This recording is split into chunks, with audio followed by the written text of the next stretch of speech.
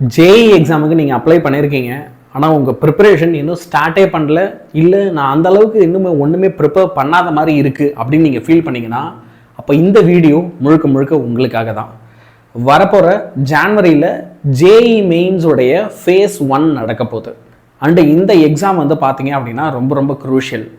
நம்மள நிறைய பேர் வந்து ஜேஇ எழுதும்போது என்ன யோசிச்சிருப்போம் அப்படின்னா, ஜான் எடிஷன் எழுதலாமா, அப்படி இல்லைனா பப்ளிக்லாம் முடிச்சுட்டு அப்புறம் ஒன்று வரமே அப்போ எழுதிக்கலாமான்னு யோசிச்சிருப்போம்.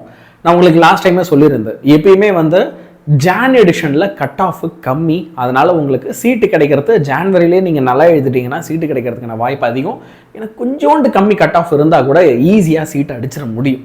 ஓகே யானியன் சார், இப்போது நான் ஜேஇக்கு அப்ளை பண்ணிட்டேன், அதுக்காக வந்து பார்த்தீங்கன்னா நான் வீட்டில் படிக்கிறேன்னு சொல்லிட்டு இருக்கேன். எங்கள் அப்பாவோ இல்லை அம்மாவுமே கூட என்னடா ஜேஇ டேட் வருது, ஒரு மாதம் தான் இருக்குது, படிக்கிறியா, எந்த அளவுக்கு ப்ரிப்பேர் பண்ணியிருக்கேன்லாம் என்ன கேட்குறாங்க. படிக்கிறேன்ப்பா, படிச்சுட்டு தான்ப்பா இருக்கேன், பண்ணிடலாம்ப்பா, இப்படி தான்ப்பா நான் சொல்லிட்டு இருக்கேன்.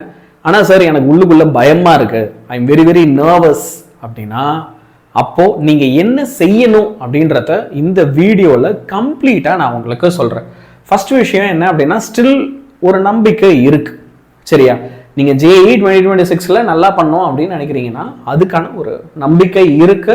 நீங்கள் ஜான்வரி எக்ஸாம்லேயே கூட டீசெண்டாக பண்ண முடியும். நீங்கள் செய்ய வேண்டியதெல்லாம் என்ன? ரொம்ப simple. I will be very frank, உடச்சி பேசுகிறேன், சரியா? நீங்களா இப்போ போய் தனியாக உட்காந்து ஜேஇக்கு படிக்கிறதுக்கான ஸ்கோப்போ டைமோ உங்ககிட்ட இப்போ கிடையாது. ஹானஸ்டாக நான் பேசுகிறேன். நீயா தனியாக இந்த ஒரு மாதத்தில் ஜேஇக்கு படிச்சிட முடியுமா? தனியாக இந்த 2 மாதம் ஜனவரி 20க்கு மேலே எக்ஸாம், இப்போ ஒரு 2 மாதத்துக்குள்ளே நீயா தனியாக படிச்சிட முடியுமா அப்படின்னா it is almost close to impossible. ஏன் அப்படின்னா நம்மளுக்கு நிறைய ப்ராப்ளம் சால்விங்கில் டவுட்ஸ் இருக்குது, இன்னுமே நிறைய பேசிக்ஸில் டவுட் இருக்குது, நிறைய ஃபார்முலாஸ்லாம் ஞாபகம் வர மாட்டேங்குது. ஆன்சர் பார்க்கும்போது இது எனக்கு ஞாபகம் வந்திருக்கணுமே அப்படின்னு தோணுது, but it is not working out. You are facing issues like this. அப்போது இதை சார்ட் அவுட் பண்ணுறதுக்கு உனக்கு கண்டிப்பாக ஏதாவது ஒரு நல்ல கோர்ஸு, அதுவும் ஒரு பெய்டு கோர்ஸு அவசியம்தான். புரியுதா? நிறைய பேர் பெய்டு கோர்ஸ் அப்படின்னாலே அது ஒரு கசப்பான விஷயமா தான் பார்க்குறேன். ஆனால் ஜேஇக்கு அது ரொம்ப அவசியம்டா. நீ ஸ்டேட் போர்டெல்லாம் தனியாக படிச்சல், இதெல்லாம் யாருக்காவது தான் ஹெல்ப் தேவைப்படும்.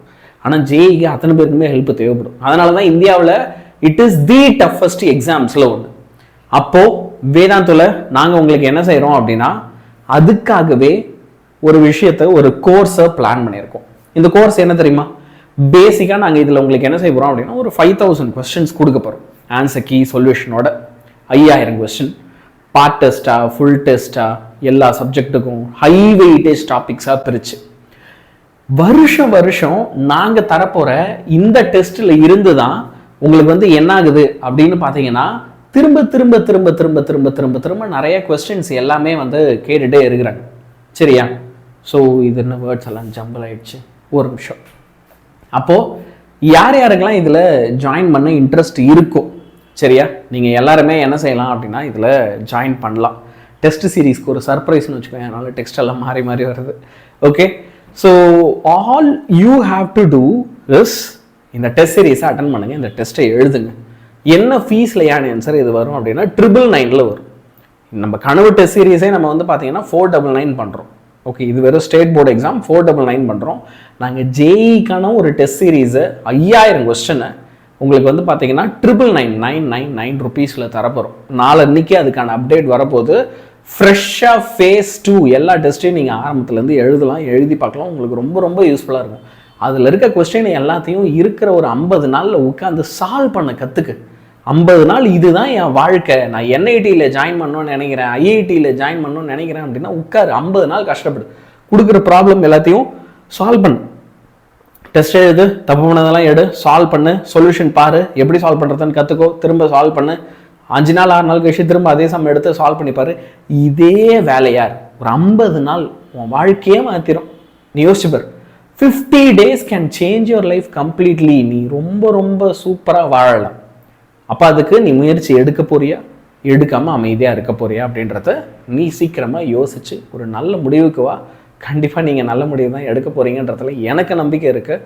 Good bye my dear children.